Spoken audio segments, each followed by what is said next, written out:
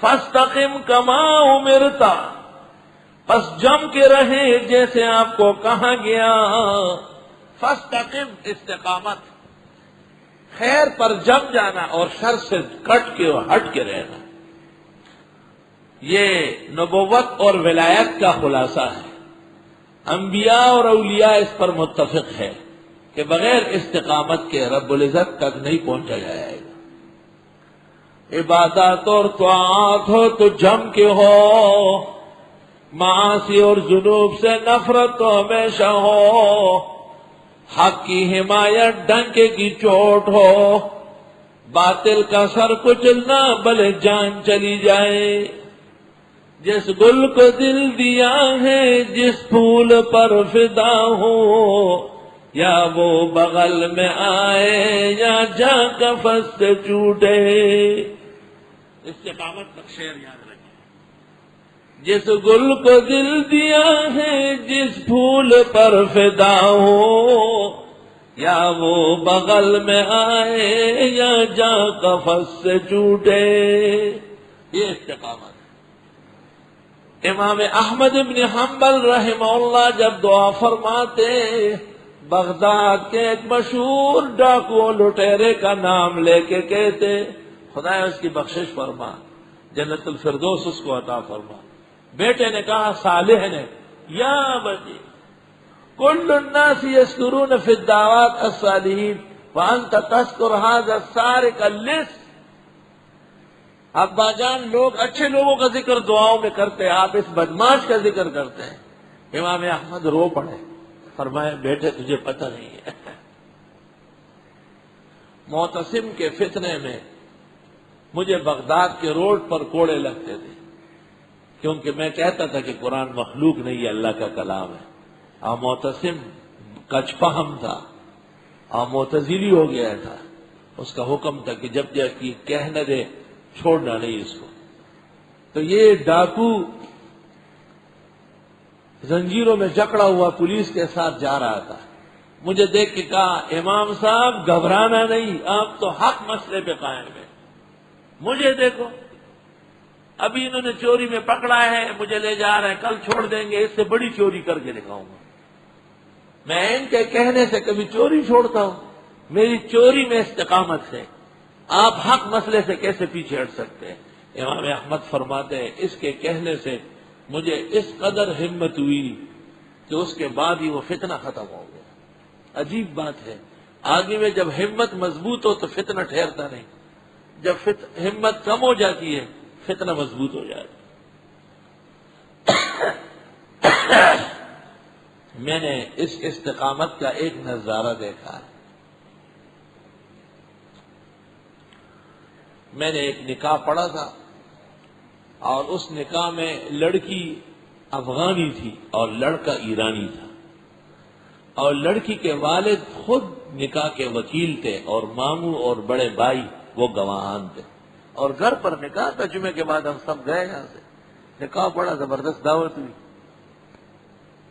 کچھ مدت بعد پتہ چلا کہ وہ لڑکی والوں نے نکاح کا انکار کیا کہ نکاح نہیں ہوا ہے، ہم سے زبردستی کی گئی. اور مقدمہ چلا. جنرل ضیاء الحق مرحوم نیشنل اسٹیڈیم کے افتتاح کرنے آئے. وہ لڑکی کار کے سامنے آئی کہ میرے ساتھ ظلم ہو رہا ہے. اس نے گورنر عباسی کو دیکھا، کیا ہو رہا ہے شہر میں؟ پولیس اور فوج اور تمام ایجنسیاں، قاضی صاحب آئی. آپ نے نکاح پڑھا، نکاح میں نے پڑھا تھا. کیس چلا جی ماشاء اللہ عدالت میں، زبردست کیس چلا. 8-8 10-10 میجر بیٹھتے تھے، بریگیڈیئر بیٹھتے تھے. لڑکی کا عمر 18 سال لکھا گیا تھا، 8 کو 20 سے کاٹ کے 13 کر دیا. لیکن میں اصل ریکارڈ پیش کر چکا تھا، جھٹلا چکا تھا، اور میں نے ثابت کیا تھا کہ 6 سال کی عائشہ صدیقہ کا نکاح ہوا تھا اور 9 سال کی عمر میں رخصتی ہوئی تھی. بس ہر ہفتے میں 2 دفعہ پیشی. جب پیشی پہ جانا ہوتا رات سے طبیعت خراب ہو جاتی، نہا کھا پریشان، اور کھانا چھوڑ دیتا تھا. فجر کی نماز بھی خود نہیں پڑھا تھا. میرے والد صاحب یہی ہوتے تھے، الف سے با پڑھے ہوئے نہیں تھے مگر عقل کا خزانہ تھا اور استقامت کی پونجی تھی. یہ وضو خانے کے باہر چارپائی ڈال کے بیٹھے رہتے تھے. ایک دن مجھے بلایا، مجھے کہا ادھر آؤ. میں گیا کہ اس نکاح میں کتنی رشوت لی آپ نے ناحق؟ میں نے کہا لا حول ولا قوت الا باللہ، ایک پائی بھی نہیں دی۔ کہ یہ اتنے پریشان کیوں ہیں؟ میں نے کہا بابا وقت ضائع ہوتا ہے۔ کہا اللہ کے فیصلوں پر اعتماد نہیں ہے تجھے؟ جب تم حق پر ہو تو تمہیں سینہ کھول کے جانا چاہیے عدالت میں، بیان دو۔ اللہ نے جو تکلیف لکھی وہ آتی ہے، خدا کے فیصلوں سے آدمی منحرف نہ ہو۔ گھبراؤ اس وقت جب تم نے حرام کیا ہو۔ میں تو یہ سمجھتا تھا کہ آپ نے کوئی فراڈ کیا ہے، اس لیے تم اس نکاح سے بہت تنگ ہو۔ میں سوچ رہا ہوں خدایا، والد صاحب تو قاعدہ نورانی اور بغدادی پڑھا ہوا نہیں اور اتنا مضبوط ایمان ہے، اور تم نے اتنی کتابیں پڑھی اور پڑھا رہے ہو، یہ حال ہے کہ پریشان ہوتے ہو۔ مجھے بڑی غیرت آئی اور بڑی ہمت بندی۔ اس میں یہ ہوتا تھا کہ وہ لڑکے والے غریب بہت نیک شریف تھے، وہ گاڑی لاتے تھے لیکن میں ان کی گاڑی میں نہیں بیٹھتا تھا، غصے کی وجہ سے میں ٹیکسی میں جاتا تھا۔ میں نے کہا میں وہاں بیان دیتا ہوں کہ میں نے ان سے کچھ لیا نہیں، میں ان کی گاڑی میں کیوں جاؤں؟ یہ بھی طرفداری ہے۔ میں ادھر ایک روڈ پہ نکلا اور ایموچی موڑ جو کہلاتا ہے، ٹیکسی کے انتظار میں ہمارے اس محلے میں ایک نوجوان لڑکا تھا، اللہ جانے کہ وہ کہاں ہے، خالد محمود نام تھا، فوج میں کیپٹن تھا، لیکن اس کے بڑے جو تھے وہ اونچے عہدوں پر تھے، بڑے بھائی اور ماموں چچا اونچے، جنرل ضیاء الحق کے لیول کے جنرل تھے۔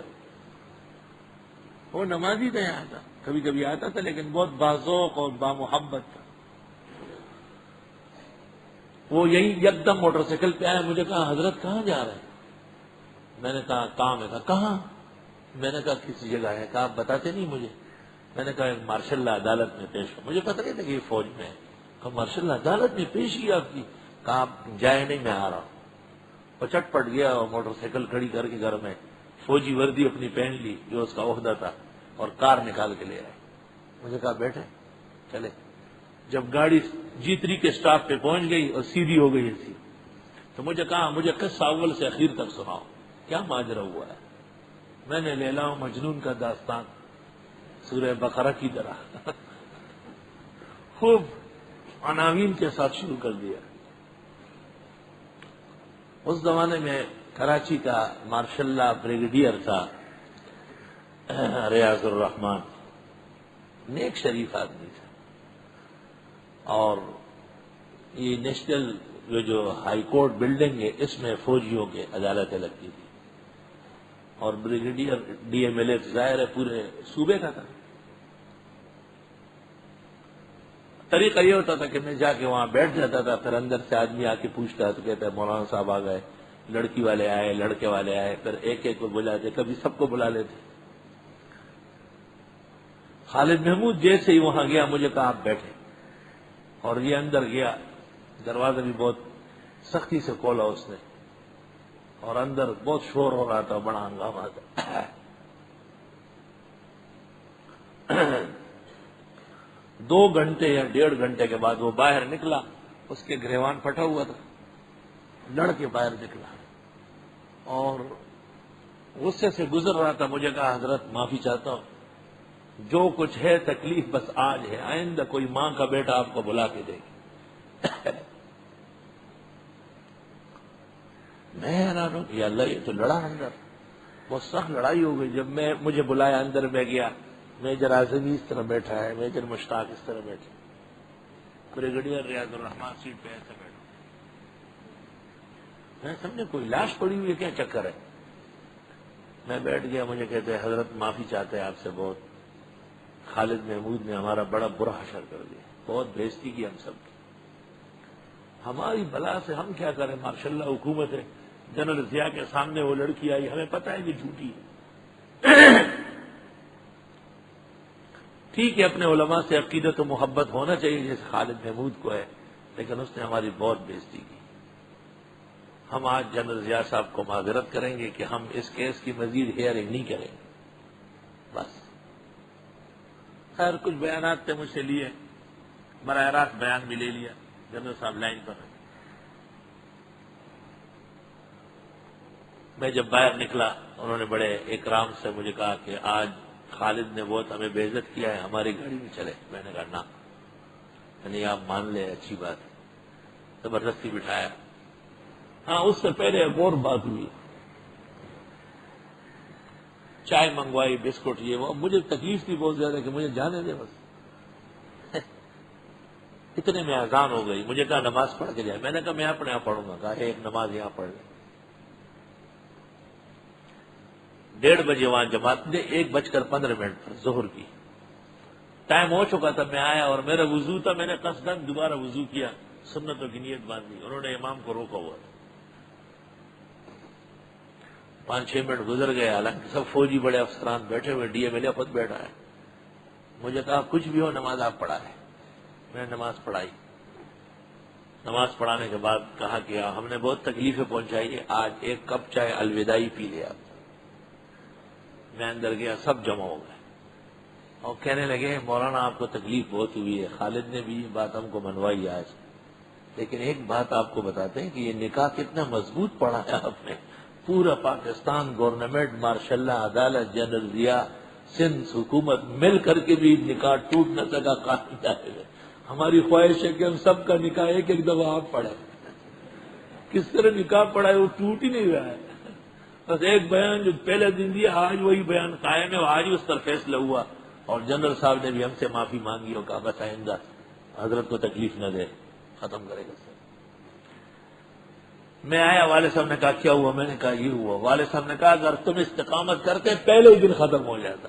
وَاسْتَقِمْ كَمَا فَاسْتَقِمْ كَمَا أُمِرْتَ، وہ جم کے رہے جیسے کہا گیا ہے۔ حدیث شریف میں ہے حضرت صلی اللہ علیہ وسلم سے کہا گیا، حضرت بال بہت زیادہ سفید ہو گئے، آپ نے فرمایا سورۃ ہود جیسی سورتوں نے بوڑھا کر دیا، شیبت یہود و اخواتها۔ تو آپ سے پوچھا وہ حضرت کس آیت نے یہ آیت بتائی؟ فاستقم کما امرت، مجھے کہا گیا ایسا سیدھا ہو جائے جیسے کہا گیا، اور اس آیت نے میری کمر توڑ دی۔ صوفیاء کہتے ہیں استقامت کرامت سے بڑھ کر ہے، الاستقامت فوق الکرامہ۔ عقیدہ اسفرائینی میں ہے لأن الکرامت لا تنال الا بالاستقامت، یہ لکھ لیتے ہیں الاستقامت فوق الکرامہ، کہ استقامت کرامت سے بڑھ کر ہے۔ استقامت مانا خیر پر جم جانا، خیر کے کاموں سے نہ ہٹنا، خیر میں کمی نہ کرنا، تلاوت، ذکر، نوافل، سنت، یہ سب خیر ہے، اس پر قائم رہیے، بالکل مرتے دم تک یہ اعمال رہیں گے انشاءاللہ۔ مجھ سے پوچھتے ہیں لوگ اس سال بھی دورہ تفسیر پڑھاتے ہیں، میں ان کے منہ کو تکتا ہوں کہ یہ کیسے انسان ہے، یہ عمل تو الی الموت ہے، وظیفۃ الحیات ہے۔ میں نے کہا جب تک جنازہ نہیں نکلا ہے اس وقت تک تو تفسیر کا دور جاری رہے گا انشاءاللہ، اور اللہ قیامت تک اس خیر کو قائم دائم رکھے۔ فاستقم، پس جم کے رہیں، کما امرتا، جیسے آپ کو کہا گیا، ومن تاب معک، اور جنہوں نے توبہ کیا آپ کے ساتھ ان کو بھی حکم ہے ولا تطغوا، ادھر ادھر نہ ہونا، انہ بما تعملون بصیر، بے شک وہ تمہارے اعمال کو دیکھ رہے ہیں۔